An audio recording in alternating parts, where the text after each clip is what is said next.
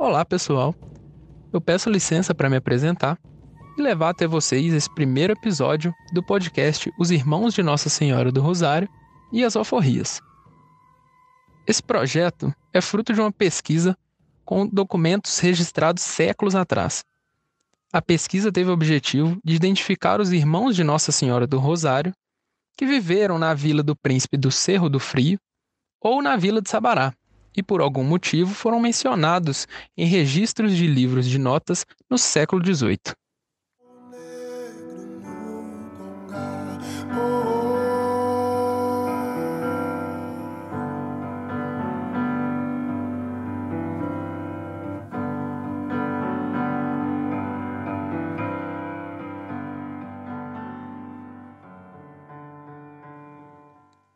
Meu nome é Antônio Gabriel, sou bolsista do Ponto de Cultura Caboclos do Cerro.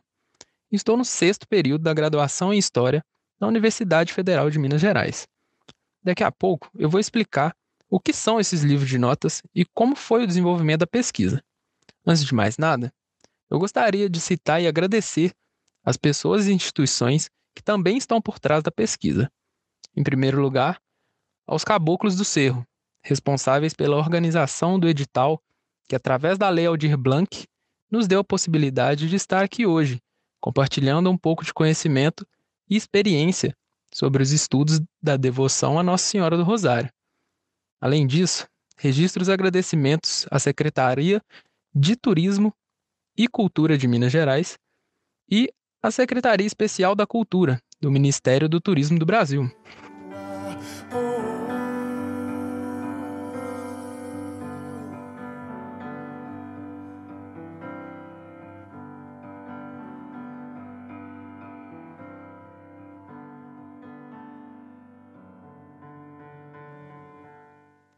O principal objetivo desse estudo é descobrir irmãos de Nossa Senhora do Rosário que tiveram participação nos processos de concessão e registros de escrituras e cartas de alforrias durante o século XVIII. Para isso, fizemos um cruzamento de informações retiradas de duas fontes diferentes. Em primeiro lugar, usamos dados dos livros de notas dos cartórios da Vila Real de Sabará, que vão de 1718 a 1758, que se encontram na Casa Borba Gato, um arquivo ligado ao Museu do Ouro, em Sabará, Minas Gerais. Esses livros registram uma grande variedade de documentos, como escrituras de compra e venda, procurações e as já mencionadas cartas e escrituras de alforria. Apesar de possuírem os mesmos objetivos, havia uma diferença entre a escritura e a carta de alforria. As escrituras eram documentos escritos pelo próprio tabelião, responsável pelo livro de notas, e junto a ele, geralmente, estavam presentes o patrono ou a patrona, que era a pessoa que concedia a alforria, alforro ou forra, que recebia sua liberdade. No caso da carta de alforria, ela geralmente não era feita por um tabelião, mas sim pelo próprio patrono, ou por alguma pessoa que lhe fazia o favor ou o serviço de escrever a carta. Depois de escrita, assim como a escritura, a carta era assinada pelas testemunhas presentes no momento de sua redação. Pelo que indicam os estudos, muitas pessoas costumavam registrar as suas cartas de alforria nos cartórios para não serem surpreendidas por alguém que podia impedir ou revogar sua liberdade. No período colonial do Brasil, a alforria era uma das formas mais comuns de sair da condição jurídica de escravo. Assim, os registros das cartas e escrituras eram meios seguros de provar que uma pessoa era liberta. Aqueles documentos indicavam quando a liberdade foi alcançada, por quais meios, preços, quem foram seus senhores e senhoras que concederam a liberdade, entre outras informações. Um exemplo disso é a carta de alforria de Romana, mulher que no registro foi identificada como de nação mina, isso é, oriunda de uma grande parte da África Ocidental. Segundo o livro de notas, Romana pagou 224 oitavas de ouro por sua liberdade, um valor muito expressivo na época. Na carta, o senhor de Romana, que se chamava Manuel Correia da Costa, escreveu que a liberta poderia, a partir de então, abro aspas, fazer de si o que quiser e ir para onde lhe parecer, fecho aspas. A alforria foi assinada por 3 testemunhas em Sabará, no dia 8 de janeiro de 1722, e registrada na mesma vila no dia seguinte. São desses registros que retiramos uma parte dos dados que cruzamos com informações da lista de irmãos de Nossa Senhora do Rosário que viveram na Vila do Príncipe, o atual Cerro, entre 1716 e 1800. Essa listagem contém informações sobre os irmãos do Rosário, como o nome, as funções desempenhadas na Irmandade e o ano em que foram eleitos para cada uma delas. Como no caso de Francisco Martins Ferreira, eleito no ano de 1764 para ser procurador da Irmandade, e em 1766 para ser juiz. A reunião dessas informações usou como fonte documentos produzidos pelos próprios irmãos, ou a pedido deles. Exemplos dessas fontes são os livros de registros de eleições, livros de termos, livros de concordatas e outros documentos variados da Irmandade, produzidos entre os anos 1716 e 1800, e atualmente guardados no Arquivo Eclesiástico da Arquidiocese de Diamantina. É de lei e é de vera, é de lua, é de luar, uma legião de negro velho. Agora que vocês já conhecem os materiais usados na pesquisa, vou explicar como a busca foi feita e quais os desafios e modos de organização das informações. Em primeiro lugar, vou compartilhar novamente o objetivo de todo esse esforço realizado, que foi buscar, entre os irmãos de Nossa Senhora do Rosário, quais deles teriam participado dos processos de alforria e liberdade registrados em Sabará no século XVIII. E como ocorreu essa participação. Para isso, foi feita a leitura de cada um dos registros de alforria disponíveis. Em seguida, buscamos por cada uma das pessoas que são identificadas com nome e sobrenome na lista de irmãos do Rosário do Cerro. Nessa fase, encontramos um problema que nos acompanhou durante toda a pesquisa.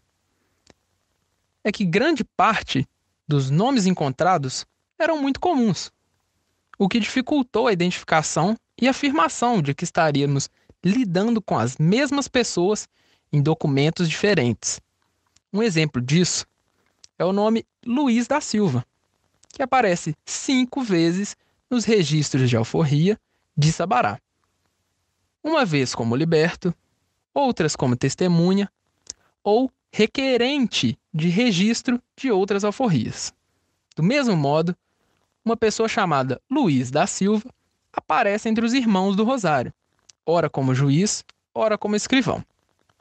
Dessa forma, mesmo aparecendo várias vezes e com o mesmo nome e sobrenome, não temos dados suficientes para afirmar que os 2 documentos estão se referindo à mesma pessoa.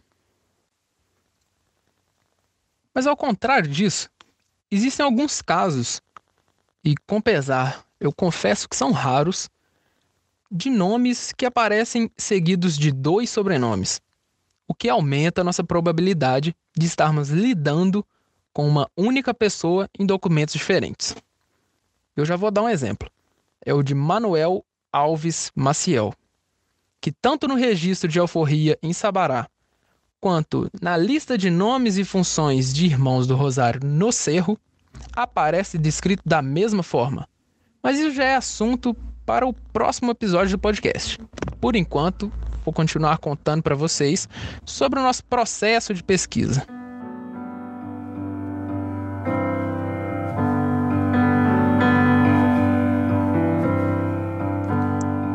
Ao todo, encontramos 288 nomes correspondentes entre os documentos de Sabará e os documentos do Cerro. Anotamos o nome, tanto da forma que foi escrita no documento no século XVIII, quanto de uma forma atualizada. E essa atualização ela foi feita para que pudéssemos identificar com mais facilidade os nomes que foram escritos das mais diversas formas ao longo dos anos. No século XVIII, as padronizações de escrita ainda não estavam tão claras. Então, o mesmo nome podia ser grafado de formas muito diferentes. Ao lado dos nomes, anotamos as funções que as pessoas cumpriram nos registros de alforria, seja como tabelião, liberto, patrono, requerente ou testemunha. E também suas funções dentro da Irmandade, como irmão de mesa, rei, rainha ou escrivão.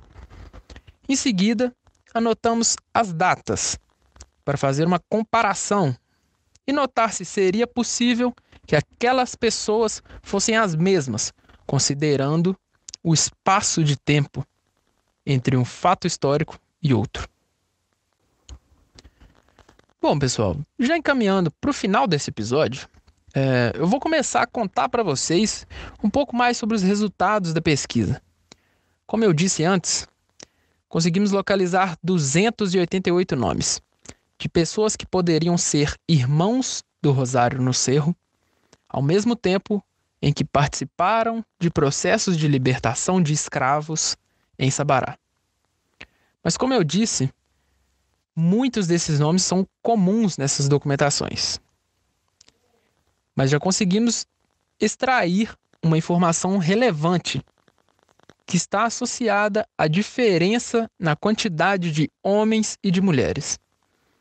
Encontramos 263 homens, ou seja, 91% das pessoas pesquisadas, e apenas 25 mulheres, o que corresponde a 8% do total. Muitos dos nomes que apareceram tanto no Cerro quanto em Sabará foram de pessoas que testemunharam a escrita de cartas de alforria. A maioria, homens. Apesar da maioria das pessoas libertas no período colonial em Minas Gerais serem mulheres, a participação entre as testemunhas de alforria foi principalmente masculina. Por fim, quando fazemos uma análise desses registros, notamos que 5 deles são casos que merecem uma investigação mais profunda, pois possuem grandes chances de serem irmãos do Rosário no Cerro que se envolveram em processos de alforria em Sabará. Nos demais casos, o tempo entre um acontecimento e outro era grande o suficiente para praticamente termos certeza de que eram pessoas diferentes. Além dos casos de nomes muito comuns, sem um segundo sobrenome, como o caso de Luiz da Silva, que contei para vocês no início do podcast.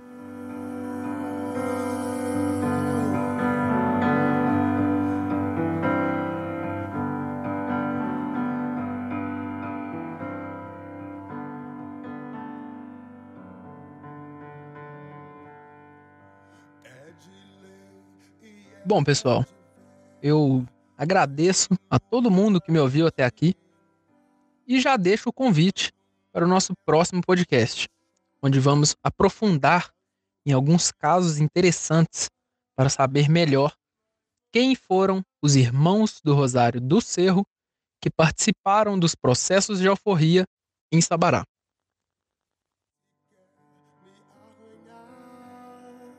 Velho